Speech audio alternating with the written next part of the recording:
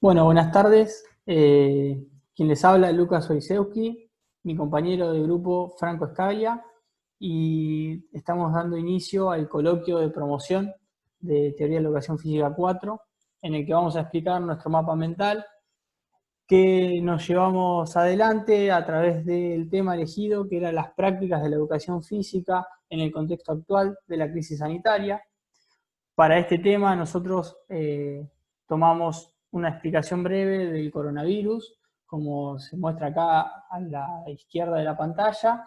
que es un virus que se transmite de forma viral, ocasionando problemas de salud en la civilización,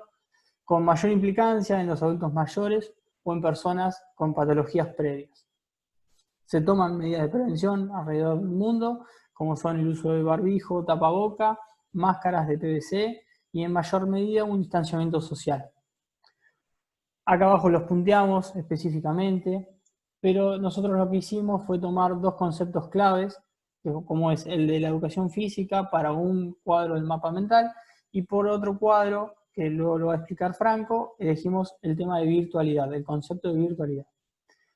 Coincidimos que estos dos conceptos se entrelazan entre sí y tienen relación, por eso decidimos ponerlos como conceptos claves. En el ámbito de la educación física, lo que hicimos fue discriminar las actividades físicas y ejercicios que pueden ser realizados en lugares al aire libre o en ámbitos cerrados, pero con el suficiente ventilación para que haya un distanciamiento entre personas. Y también lo que hicimos fue discriminar aquellas actividades que pueden realizarse sin la presencia física de un profesor, pero que se van a dictar a través de un medio virtual, como puede ser las clases Zoom, como estamos acostumbrados, o distintos medios. Después lo que tomamos fueron tres conceptos de lugares donde se lleva a cabo esta actividad, como puede ser en colegios, en gimnasios y en clubes. En los colegios, principalmente, se plantea un gran interrogante, que es si es posible dictar clases presenciales de forma segura para que los alumnos no se contagien. Nosotros tenemos nuestra opinión en base a esto y no queremos extendernos mucho en cuanto al tiempo que nos otorgan del mapa mental, pero creemos que depende la actividad, depende el ámbito, se puede llegar a realizar una actividad por medio de clases presenciales. Un planteo que nosotros hacemos es que se cambie la actividad que se da en la clase de educación física, como pueden ser, por ejemplo, los deportes con raqueta, los cuales llevan a cabo un distanciamiento entre cada alumno, no realizan un contacto, no son deportes de contacto y a su vez están realizando una actividad dentro de la clase. Nosotros por eso planteamos la segunda pregunta, que es qué podríamos hacer desde la clase de educación física para que sean seguras, y este es nuestro pequeño aporte. Obviamente que se puede extender mucho más, pero no queremos hacerlo por la cantidad de tiempo que nos demoraría. Luego en gimnasios, que se prevén unas medidas sanitarias de desinfección para poseer el suficiente distanciamiento social y una ventilación en el lugar donde se va a desarrollar la actividad. Y en clubes, que es el último ítem, que al igual que en los gimnasios, pero que además lo que se recomienda es que se realicen testeos de forma más continua a todos los jugadores y al cuerpo técnico o staff perteneciente al club, y que esto no se propague mucho más. Por último, ya para cerrar mi parte y dejarlo franco, debemos considerar que cuál es la situación actual en Argentina, cuál es el contexto en que nos encontramos. Por ejemplo, en la última parte, nosotros nombramos que los hospitales, construidos en la mayor parte de inicios del siglo XX, con el auge del estaño y posteriormente modernizados en los años 70,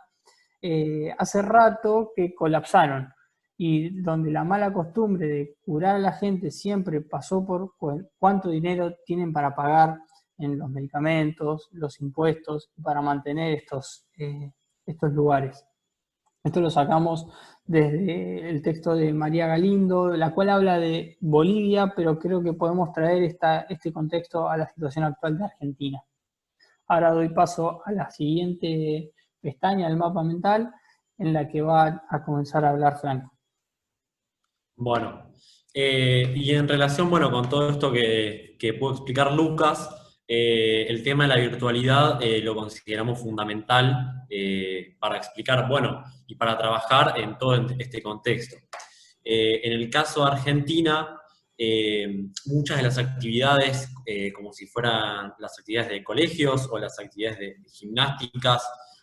pasaron a trabajarse de forma virtual, en el cual profesores o instructores de diferentes áreas y prácticas pasaron a trabajar a través de Zoom, a través de una plataforma virtual, y lo mismo en el ámbito escolar. En el ámbito escolar también podemos, bueno, encontrar ciertas problemáticas en nuestra situación, porque, bueno, en el país no todos tienen acceso, bueno, como decía Lucas, no todos tienen acceso a una buena salud o a un buen sistema de salud, por más de que sea público, y lo mismo pasa con lo que son las computadoras e Internet, ¿no? Eh, es un problema en el cual muchas veces hay una computadora por familia o hay mala conexión a Internet, entonces, bueno, todo este tema se complica. Y en relación a la virtualidad, más allá de la educación, se encontró en otras partes del mundo, como por ejemplo es Asia, que a través de la misma se puede llevar un control más exhaustivo de lo que fue el virus, ¿no? Por ejemplo, en el texto de Byung-Chul Han se explica que en China, a través de una estructura de, por ejemplo, 200 millones de cámaras de seguridad, se puede llevar a cabo un control de quiénes son las personas que salen, con quién se juntan, con quién se ven, a qué distancia, si se cumplen las normas de sanidad, como el distanciamiento o el uso de barbijos,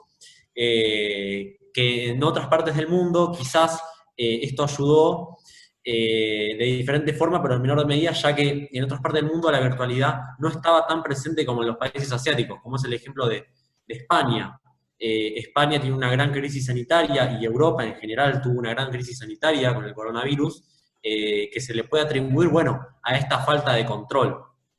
Si bien estos controles, obviamente, o sea, para el coronavirus tienen una